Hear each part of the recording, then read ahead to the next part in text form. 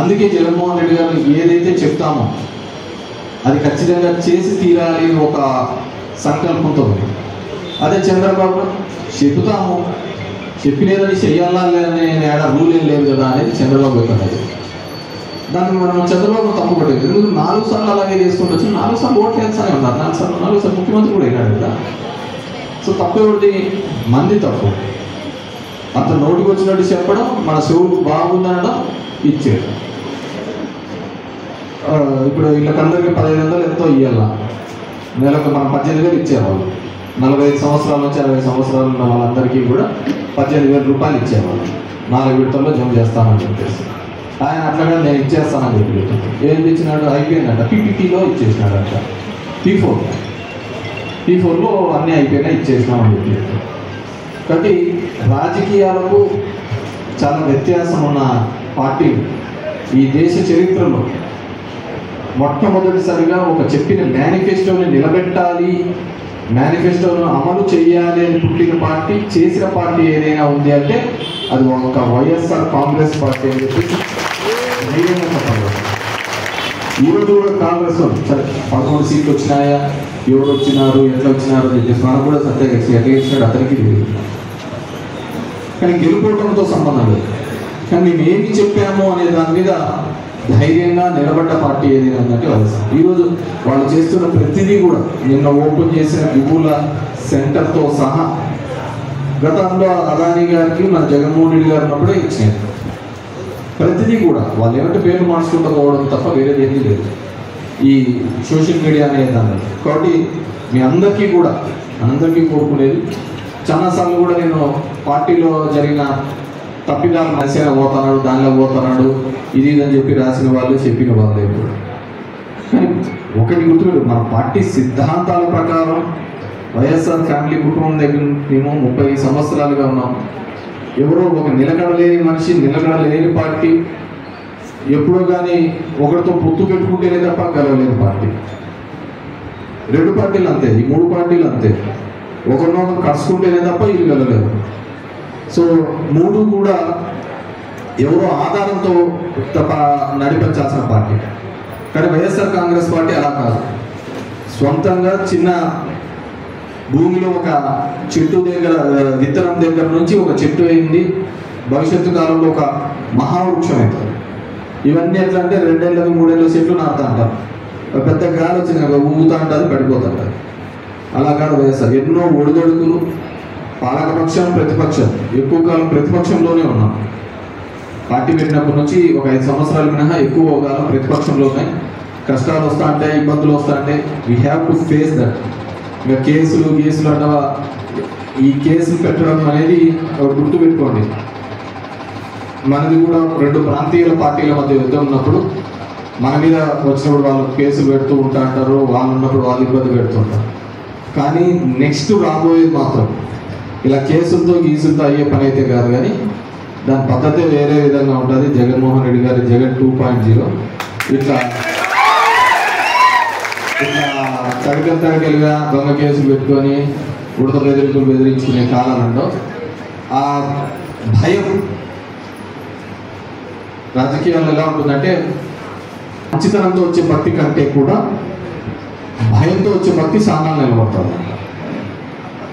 ఇన్నాళ్ళు మంచితనంతో మనం అది తెచ్చుకోవాలని ఒక ప్రయత్నం చేసినాం. ఈసారి నుంచి ఆ కాలాలు మారినాయి. అది జగన్మోహన్ రెడ్డి గారు చెప్తున్న 2.0 మనకు ఇది కూడా పెట్టారు, డిజిటల్ బుక్.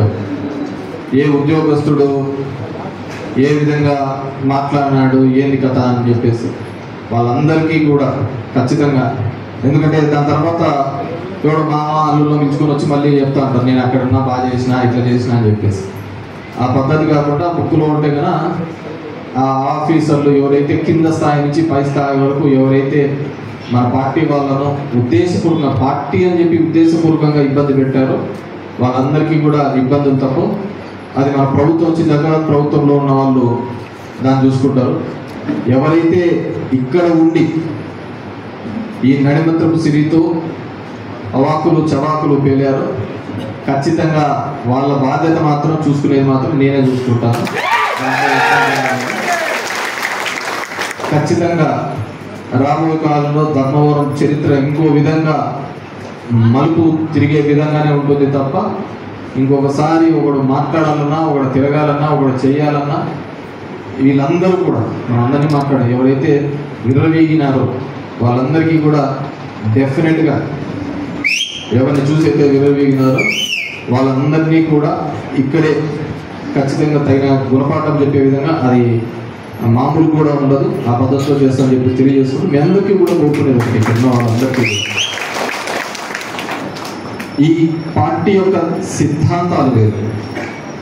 ఈ పార్టీ కుటిల రాజకీయాలతోనో లేకుంటే ఇంకో స్వార్థ రాజకీయాల కోసమో కేవలం పదవి కోసమే చేయలేదు. మేమందరం మొత్తుకున్న వాళ్ళమే జగన్ దగ్గర అని అదొక్కటి చెప్పుకుంటే అదే డబ్బులన్నీ అయ్యా ఉంటే చేస్తాను, మనం చెప్తే చేయాల్సిందే, చేసేటట్టుంటే చెప్తాము అంటే లేదన్నా ఇట్లా చంద్రబాబు చెప్తున్నాడు అంటే అతనే చెప్తా అంటాడు మాటలు ఇది కదా. కానీ జనాలకి ఏమని చెప్పు ఆ సందర్భంలో బాగుందా లేదా అనేదే ఇంపార్టెంట్ కదా. డెఫినెట్గా దీంట్లో ఆ ఈవీఎం మాయో ఓటర్ లిస్టు దానిలో ఉన్న మాయ అయితే ఖచ్చితంగా జరిగిందని చెప్తున్నాను. ఎందుకంటే మా వాళ్ళని కూడా ఓటర్ లిస్ట్ ఇచ్చి బలంగా తిరగమంటున్నా ఇప్పుడు కూడా పోయి చూడండి అని చెప్పేసి. ఎందుకంటే మనం లాస్ట్ టైం కంప్లైంట్ ఇచ్చిన తర్వాత ఇప్పుడు కూడా ఉన్నాయి ఒక్కో దానిలో చనిపోయిన వాళ్ళు 50, 60 అట్లా అనేది మళ్ళీ ఇప్పుడు కూడా ఎంక్వైరీ చేస్తుంటే తిరుగుతూనే జరుగుతున్న ఈ సందర్భంలో మనం అందరం కూడా అలర్ట్గా ఉండి పార్టీ కోసం మనం నిరంతరంగా విజిలెంట్గా ఖచ్చితంగా ఉండి పార్టీని మళ్ళీ పునర్వైభవం తీసుకొని రావడానికి అందరూ కూడా కష్టపడాలని చెప్పేసి కోరుకుంటూ కమిటీ సభ్యులుగా రాష్ట్ర స్థాయి కమిటీ సభ్యులుగా నియమించిన మీ అందరికీ కూడా మరొకసారి ధన్యవాదాలు తెలియజేసుకుంటూ పార్టీ గ్రామ స్థాయి నుంచి కూడా వార్డు స్థాయి నుంచి కూడా ఇప్పుడు మళ్ళీ కూడా మేము ప్రతి గ్రౌండ్ లెవెల్ నుంచి కూడా ఒక స్ట్రక్చరల్గా తీసుకొని రావాలని చెప్పేసి దగ్గర 12,000 నుంచి 15,000 మందితో కమిటీలన్నీ కూడా వివిధ రూపాల్లో ఏర్పాటు చేస్తున్నాం.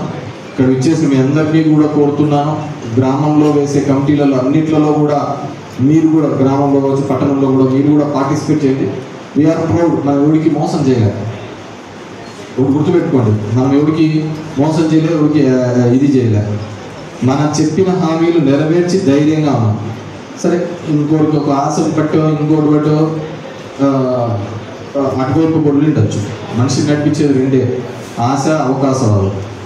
ఎక్కడైతే ఎక్కువ దొరుకుతున్న చోట ఆశ చూపుతాం, ఇంకో విధంగా ఏదైనా వస్తాయంటే అవకాశవాదం అటువైపు పోతుంది. దాంట్లో మనమేమి ఇది ఎక్కలేదు. కానీ మనం చేసిన మనం ఎంత విశ్వాసంగా ఉన్నామో ఎంత బాగా పనిచేసామనేది మనకి ఇంపార్టెంట్.